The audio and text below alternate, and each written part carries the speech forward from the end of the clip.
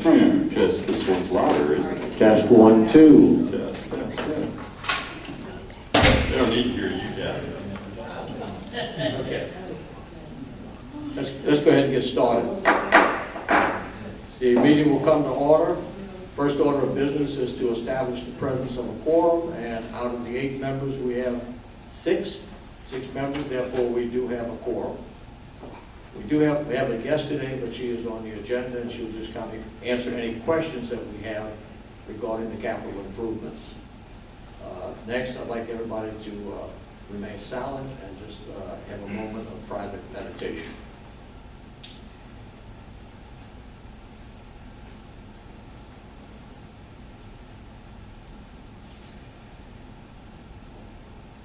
Thank you. For the approval of the agenda for June 3rd, I think everyone has had time to examine the agenda. We have 3 items of new business and some reports. Do we have that motion? Okay, moved by Dottie Bell, seconded by Neil Johnson, to approve the minutes as presented. All in favor say aye. Aye. All opposed? The ayes have it. The agenda is adopted. Next item is the draft of the regular board meeting minutes.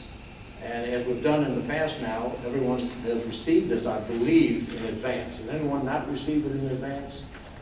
So you've had time to, peruse it. Are there any changes or exceptions that anyone would like to make? If not, the I board. don't have a change or exception, Yes. but I just got back in town from Baton Rouge like right now. So I read it on my phone. Do you have a hard copy of the things that you sent in the mail? I haven't been home yet. Would it be better, Dolores, if she read the minutes to you now? No, I read it. Oh, you read them? I Okay. did read it. So, Yeah. okay, then. Yeah, I read everything. I just wanted to have a hard copy in front of me instead of trying to see a little writing on my phone. Okay. Since Thank there's- you. You're welcome. Since there's no exception, the minutes will be approved as presented. The unfinished business, we have none. And under new business, we'll get an update now on the virtual library card by Mr. John Tucker. Thank you. Good news. Our second year of the virtual library card has been a smashing success. We had 38,568 issued at the beginning of the year, and over 9,000 of the students used their card to actually check out physical items. So 25% of the students used it to actually check out a good old-fashioned book.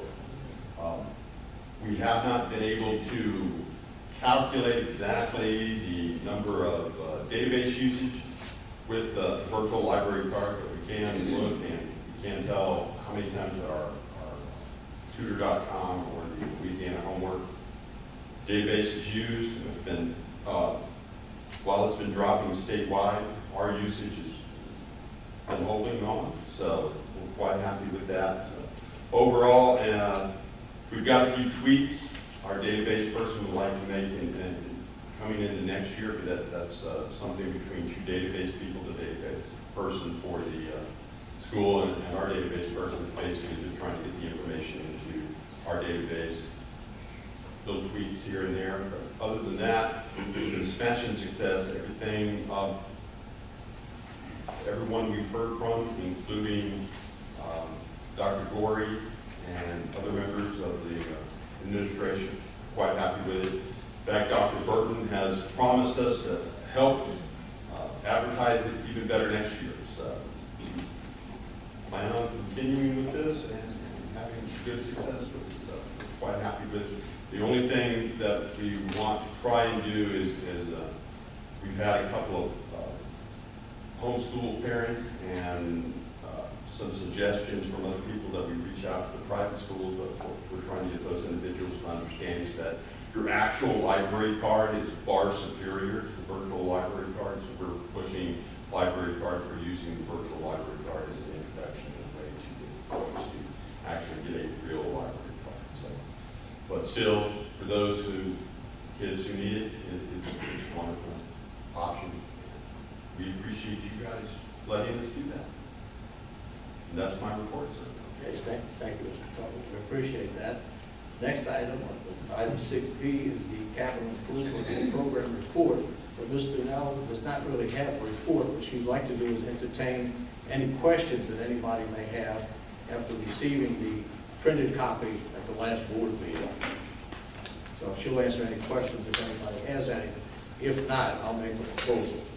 Or explain any of the rationale or anything you might have about that. We have our first mic, and I'm very happy with Shannon Hicks. Thank you, Shannon. I just want to say I had a chance over the last couple months to go through the report, and this is a very impressive report. And I like the attention that was given to each branch. And I'm very happy with the suggestions. I do have one question though, because you know I always have to ask about Wallet. Is it possible at Wallet to do study rooms, or is that not just feasible with the space that's allowed? Wallet,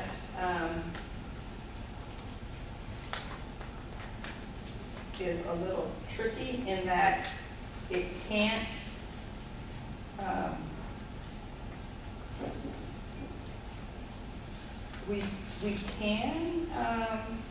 we could try to put in some study rooms. The problem is there's not a logical location. Okay. But if that was a high priority, right now we're balanced, whichever option we look at, we're balanced financially. Right. And so, but we do have almost over 300,000 in there for an additional meeting room. So if we made it a little smaller and then created 2 smaller study rooms, we could do that to balance it. Okay. And there's pros and cons to that. The advantage obviously is the groups either tutoring or testing or a small group collaborating together in those study rooms. You can work to take noise out or give a quiet place to go. So they're good for that. Our additional meeting room, is 900 square feet. And so we'd have to bring it down to about 675 to 700 if we wanted to create 2 study rooms. That's still a really good size for a general multi-purpose room because you could have a computer class in there, you could have a traveling maker space in there. You could do lots of stuff with that size.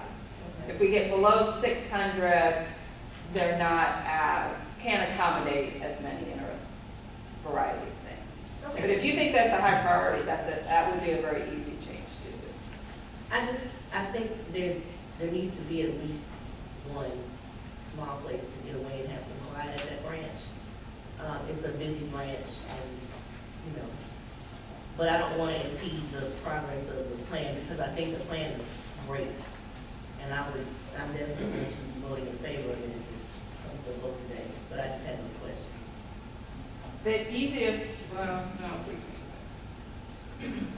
we might be able to do it over in that study, or that little alcove.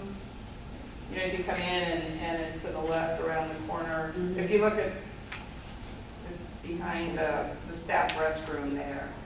There's that alcove.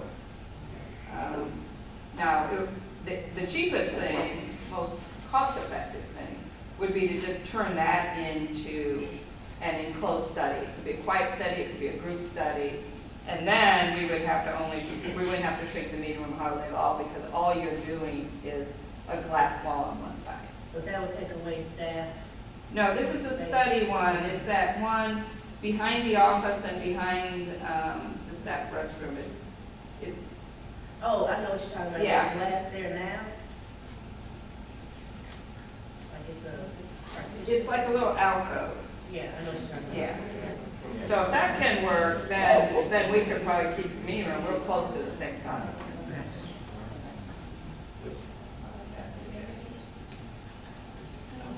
And that would actually even accommodate, a couple people in front. Mr. Don?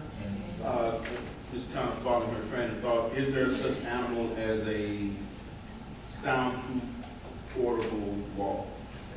There is, So perhaps that could be a compromise. but they're very pricey. Okay. I was just down in Bulverde, Texas last Thursday. And I put in this one because it's really good. It's the only one that really you could have two things going at once. And it's the first time they did a T1. So they have a huge new meeting room that will seat 300 that's going to be able to decide into half and then 2 quarters, so 3 different things going on. But even if it was just one wall, just the cost, especially in an existing building, because Not cost effective. unfortunately not. It's a great suggestion, but it just, in existing, because the only ones that work well go up into the ceiling. Otherwise, they take up too much floor space and they don't seal as well. And you have to get in and do all the structure and everything. But, good suggestion.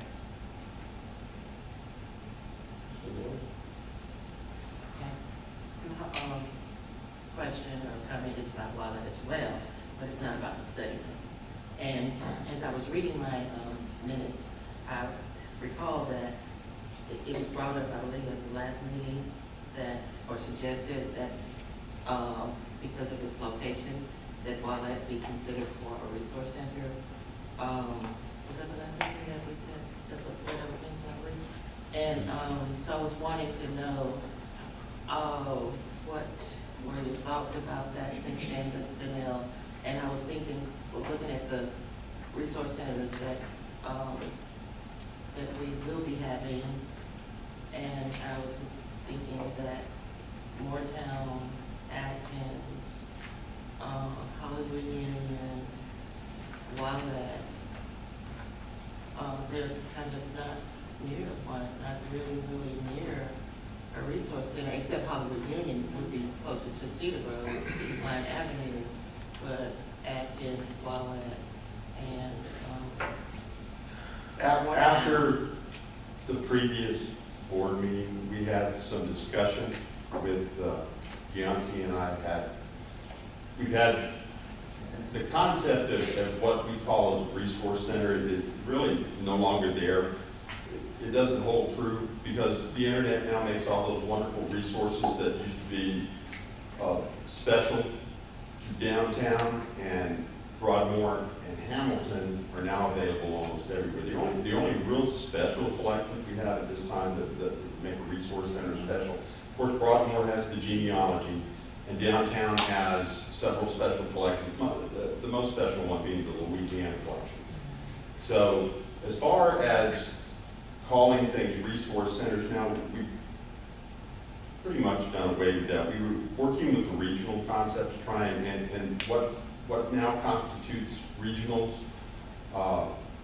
would be the hours difference, and yet we've played with it, and we are of the mind that we can sit here and open all of the full-time branches at the same hours, which would also include Sunday hours at each location.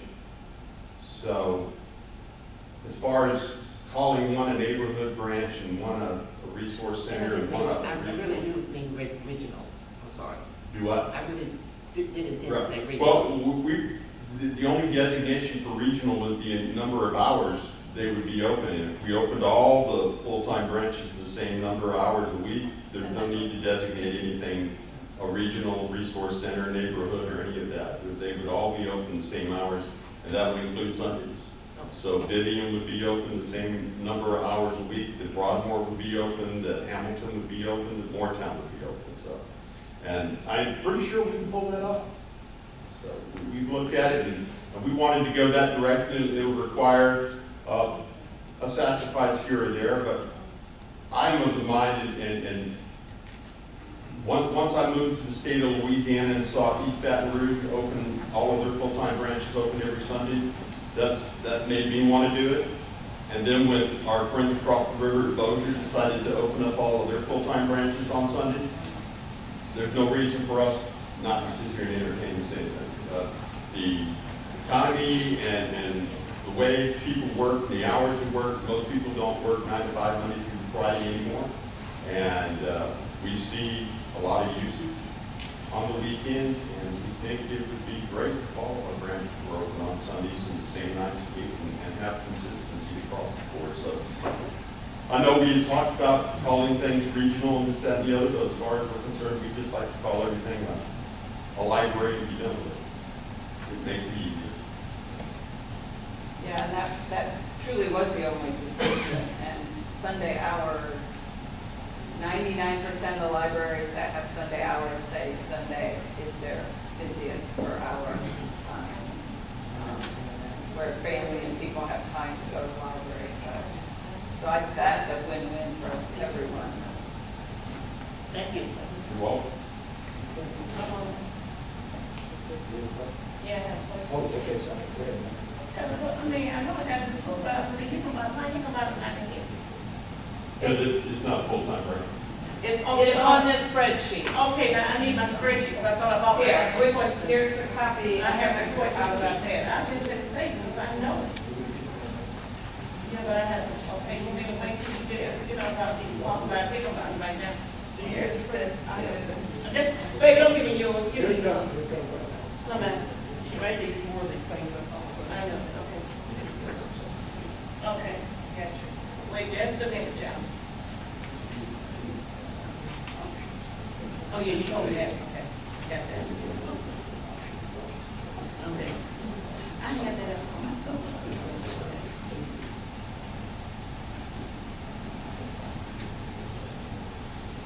Yeah, okay. yeah, and the reason we put them on the summary is because the library doesn't maintain or own the buildings. So we don't have quite the Okay, same. that's what I'm getting to right now.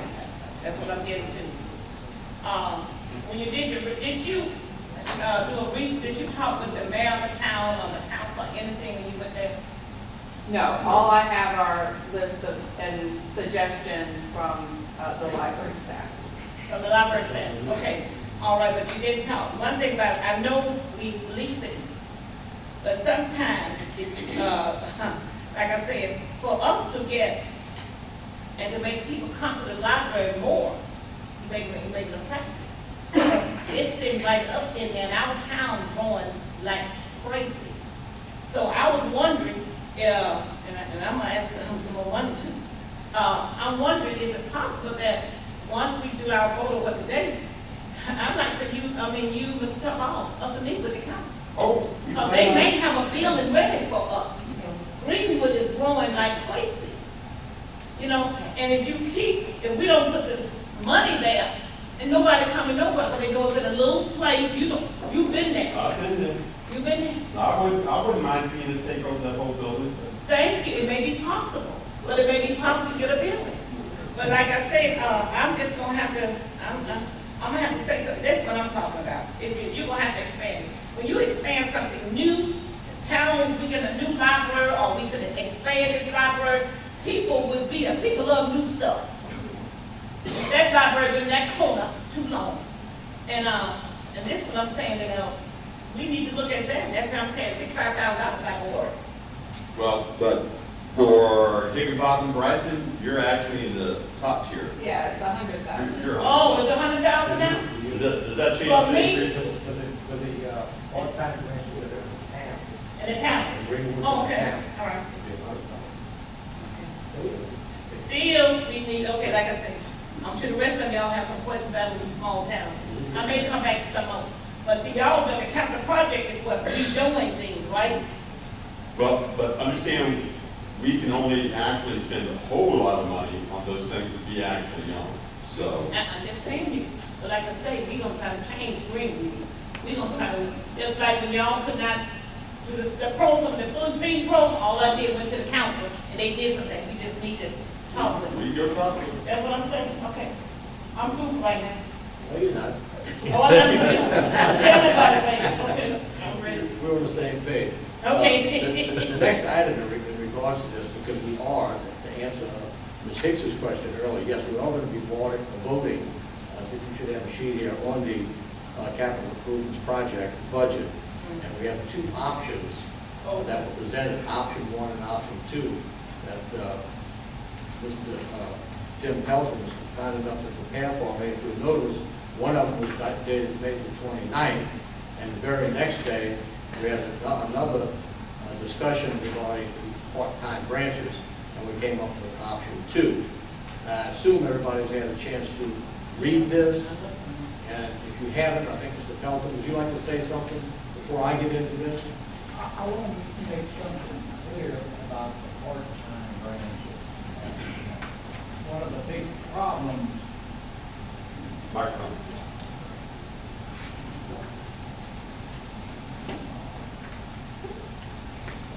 can you hear me? Yeah. Let me turn it up. Is it, hey, can you hear me now? Okay. It's, I don't think.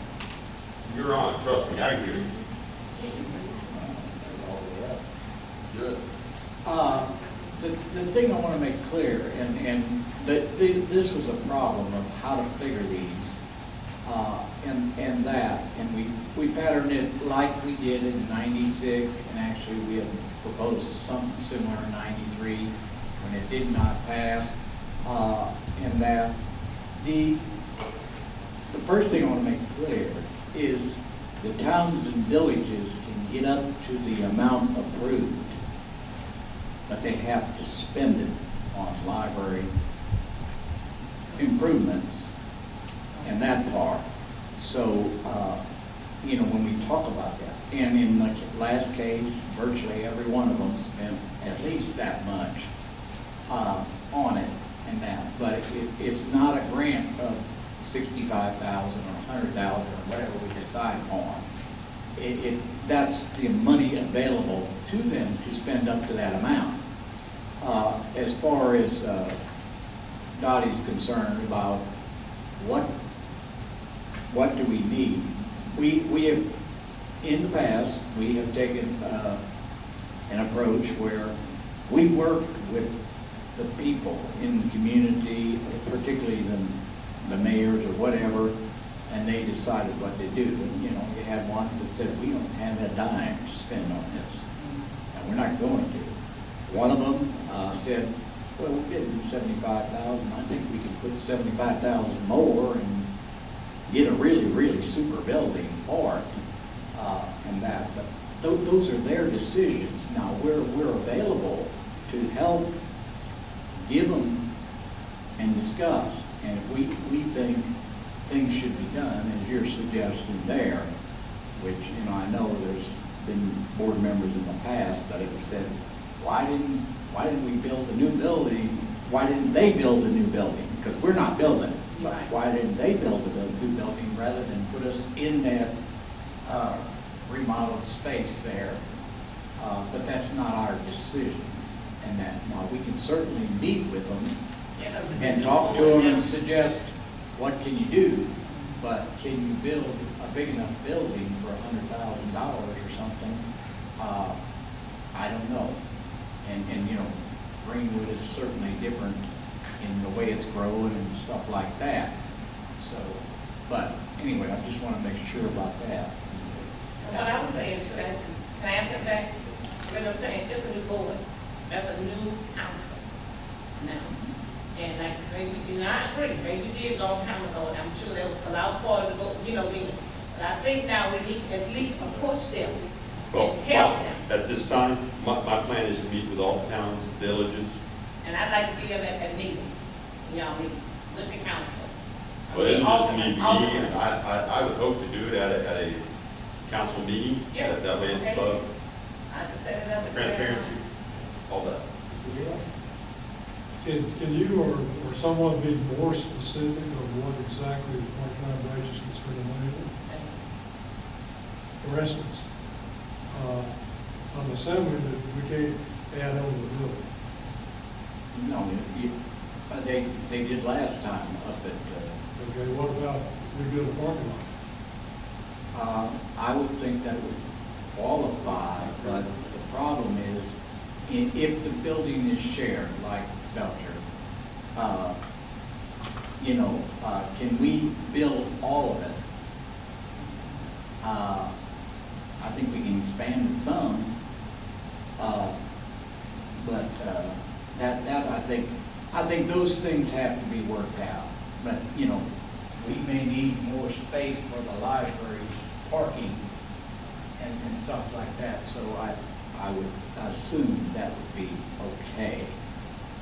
The problem Now, we if you want have- to redo the complete roof on Belgium, we don't control all, we don't have use of all of that facility. So we have the library proper part, we have the shared meeting room at 50%, and in that case, I think you would not be able to. But can we expand the parking lot to increase things? I think that's legitimate. Problem is, Neil, is Belcher, for example, also works at the town hall, correct? So we can't spend library funds to improve the Belcher Town Hall. I can spend library funds to improve that part of it. So if you're talking about like doing the parking lot, what we would have to do is, sure, we can spend library funds on, say, like 2/3 of the parking lot cost or something. Jim will have to work with us to get a formula like that. Let's just say, I don't know, Oil City, that entire building is the library. So any improvements to that building could all be paid by the library. So it's shared space, shared cost. It's a shared space, it'd have to be a shared cost. I don't even know, if we work on it'd probably be a square foot percentage of some sort. You're trying to get in and have a discussion, Doc. I'm waiting for that. James, This gets very technical, and we would have to check with the lawyer. But if you have 5 spaces or 8 spaces now, and you want 15, if that's a need for the library, then I would assume that the cost of that expansion could be there. But again, we have to make sure with the lawyer that this is all right. But I believe that's there. Well, the specific thing I want to do is not expand the parking lot necessarily, but raise it up so it can flip with grants. There's overlay, 2 or 3 inches, it'll be a whole water. Pours down the rain. I think we have to be careful with what we'll do, and in those cases where there's shared facilities. And that, So basically, we're looking at whatever percentage of use that we have, we can spend that amount of village has to invest in the whole parking lot, the whole back wall, and the whole roof area. well, and in that building, we have 50% of the meeting room, and that there's very little other space in that building. One or 2 offices, and We've easily got 65% of the building. yeah. Anybody else? Okay, I'll like to make a couple of comments now, since I'm the one that brought up the issue of raising the original value from $45,000 for the part-time branches in villages, and I think it was $90,000 for the part-time branches in town, to elevate those figures. And I had reasons for doing that, because the capital improvement project doesn't come around that often for the villages, and with the cost of construction being what it is today. If you're going to do anything substantial, as Dottie alluded to bring the young people in and make it aesthetically appealing and be able to accommodate them, makerspace room or separate room for meetings, for clubs, for businesses in the area. And Ida, too, like Greenwood is growing. We had 100 families move in the last 6 months. Half of those were small children. So we're growing now because we've had improvement projects to increase water, sewage, and so forth to accommodate the new industry and hopefully bring in new homes. Also, in looking at the budget, and this has nothing to do with production. I understand the production and the figures that have been presented, but if you take a look at it, we have 21 library facilities, in this system, and 12 of them are actually regular branches. The other 9 are part-time branches in one category or the other. But they do represent 42% roughly of the facilities we have in the overall system. And the proposed capital outlay improvement budget is right near $10 million. And if you break that down, that means that right now, and I understand that, that if we were to go to the elevated figures of 65,000, which is, I think, proposal number 2 or proposition number 2, that means that 92.5% of the budget would go to the 12, and the remaining percentage of the budget, 8% of the budget would go to the 12 towns, and that's for a long period of time. So I think a vote to increase this amount is a vote that shows our good intention towards supporting the part-time branches. I really do. I think to do anything less is to just make them a stepchild rather than a major player in the scheme. We have children in those rural areas that need food after school, as many of us have talked about here. They would like to have an aesthetically appealing building. We'd like to have meeting spaces where people can come. Many of the towns have looked into this as to how they could cost effectively do it with licensed contractors to satisfy any demands or needs that the board would have. That is not a problem. And to do all of this, we don't feel like we're really jeopardizing any major portion of the project, because all of these figures are projections, they're not absolute, they will change over time. But what we have proposed is to take a look at taking those funds to give us the 65,000 and the 100,000 from phase 2 of the downtown branch. And I think I've said enough about this, but I think that the money we have, and that gives us still half the money in the, what do you call it, the reserve fund, still leaves half of it there like we should do, good business practice, and we can still satisfy the needs of the part-time branches in a very nice, appreciative way. So I'm recommending and hoping that the board will consider proposition number 2, which is the full funding of the 65,000 and the 100,000 for the branches in towns. Do we have any kind of a motion? Oh, I didn't know, I'm thankful for limiting me to one. But, I was going to make a motion, but Yeah. We don't have a motion yet. I'll say I was wondering. She wanna make one. Oh, you want to make one? Yeah, I'll turn my light on so I can make one. Oh, turn that light back on. Well, turn this light on, I just want I'd like to make a motion that we accept option 2 in terms of financing our libraries. Okay. Is that sufficient? Yeah, well, I'm going to read it the way it was recommended. It says, I'll make a motion to approve the capital improvement budget as outlined in the report presented by Danell Reisman in the facility, in the 2019 facilities plan, using option 2. My words is that. No words exactly. Just to make it right, can you read? Yeah, I'll read it. Yeah, 'cause I don't see. Or material in Yeah, action. I know. I thought you had it. Okay. I thought you had it. Okay, We don't have it. okay, I don't have this. Okay.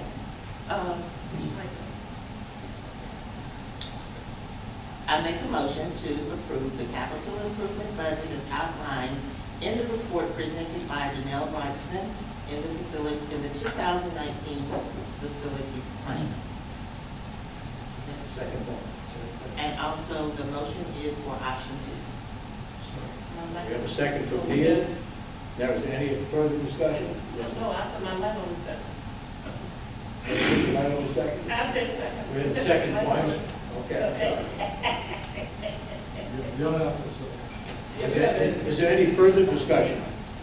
If not, Oh, we'll I have one thing to say, okay? She got something to say, that's good. I just like, if this passed, I think if it passed, that I would like to set a meeting up, probably in July, with the town of Greenwood Alderman, the mayor, Mr. Tully, whoever you want to bring with you. And we will decide, what can we do with that amount of money in that little space? They may have something planned or something, let them tell us, till we decide. That is the plan. Okay, that is not, okay. Anybody else? If not, we'll call for vote. All those in favor of, well, let me read it again. Mr. Lawrence made the motion to approve the capital improvement budget as outlined in the report presented by Danell Wrightson in the 2019 facilities plan. Motion is for option 2. All those in favor? Aye. All those opposed? No, the motion carries. Thank you all very much. And I think we've really said something about our support for small towns. Thank all of you very much.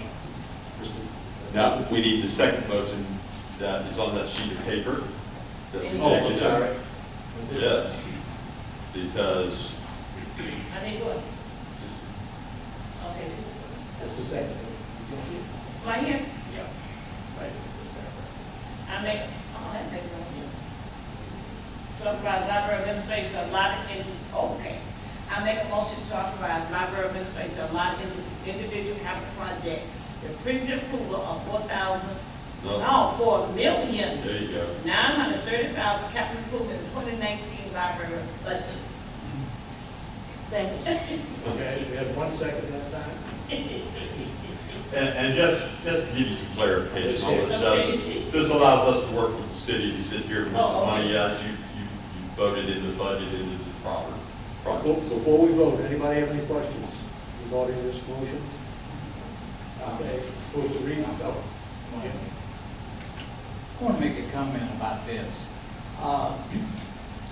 The $4,930,000, whatever it is, you approved that as a capital budget item for 2019. That's the $4,900,000 out of the almost $10 million. We'll have to add things to it in that. But we need to break this down by projects and get projects set up. Right now, we only have one project capital budget, and that's for this building. We're going to have to create 15 more and get all of this in there. Well, we couldn't do that when we set up the budget. Now, the budget in the operating fund, there's $4,930,000 set aside as a transfer to capital projects. And that's in the operating budget. That doesn't set up the budgets for the capital programs. And all these expenditures are going to have to come out of specific capital projects. And unlike the other ones, you can't take money from this project and take this project. Every one of them has to stand on its own, except for the grants to the part-time ranchers. And there'll be one group there. But so that's why we need this thing here. It's a rather tedious thing because there's usually about 5 or 6 different accounts in each one of them, depending on what we're doing, that we have to divide this money up. Now, within the accounts within a specific project, you can go over on one and under on another, and that's fine. Okay. That being said, Mr. Pelt, does anybody have any further discussion before we vote? If not, I'll read the motion made by Dottie Bell to authorize the library administration to allocate to the individual capital projects the previously approved $4,930,000 for capital improvements in the 2019 library report, and was seconded by Ms. Shannon Hicks. All in favor, say aye. Aye. All opposed? No. Ayes have it. It passes. And before we go on to the next item, Jim, I'd just like to publicly thank you for all of your help and guidance and all the information you gave me and helping me decide whether or not I want to pursue additional money for the reports. It's a pleasure working with you. You're a real professional. Thanks to you, Danelle, the same, and to you, Mr. Tuttle, for listening to what I have to say. I appreciate all you gentlemen and ladies for your support. The next item on the agenda, I had here a second ago, is the Make and Go mobile makerspace report by Mr. Tuttle. Yay, the fun stuff, Yes. if you would follow me.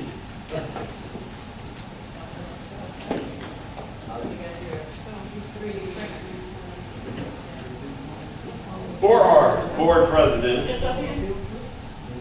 how would you like your very own 3D printed, Up, come down. yeah. Oh, hey, thank you. And it was made on our 3D? Yes, sir. And you can see here that they just decided to make some aliens for you guys, and this is what they were making. And these have been printing up since our meeting started. Then still a little. Oh, it's dry. That printed up as we were speaking. So there are hundreds of thousands of programs out there that people have designed. You can do chess pieces, you can do anything you want, including very fine pieces of engineered plastic, fine enough that you could make a pistol, any number of things. So this is not that we're going to have anybody make a pistol, but you get the idea of how detailed these things Yeah, are. you can do building models, you can do medical implant lasers. I mean, it's amazing. And they're already doing Yeah, ears good and heart valves with other things. Anyway, just want to show you, Don, and they're durable. And they're durable. You can see the different colors, the different things we can do. They've actually taken wood now. We saw at LLA where they took wood and infused with the plastic, and when it printed the piece, that would have looked just like a piece of wood. You can actually have that. That's nice. So that's just one of the different things we're doing. Now, I know, you might as well pause the camera because we're going outside unless you want to bring the camera with us. John, Yes, ma'am. several years ago, I actually attended conferences where we actually play with it. Yeah. Yeah. So they even make ones now that, they can design something in clay, it's called powder box. And they do these elaborate things now. Yeah, and they were doing it at the. My daughter, yeah, she went to grad school, yeah, she ran the lab. Okay. You coming out, Marcus? I'm coming.